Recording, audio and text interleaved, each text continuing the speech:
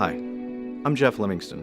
I'm a structured settlement professional. You see, I've walked alongside of thousands of people that have gone through really, really difficult times in their life, where they've suffered a horrendous injury, lost a spouse, brain trauma, you name it, I've seen it. I'm reminded of a case that I had just a while back involving a lady that was on a van. She was involved in a minor accident.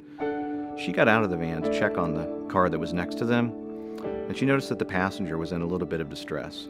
She decided the right thing to do is to pray with her. As she was praying with her, unfortunately another car came along, hit that car, forced it into the van, and she lost both of her legs. Her main concern, to me, was that she wanted to be able to continue to exercise. So what do you do for somebody when you're putting together a financial plan for their future, where they really want to exercise? You buy them a swimming pool. Now, she gets a paycheck every month for the rest of her life, tax-free, guaranteed, along with the swimming pool. She still has a bright future, and she swims like a dolphin.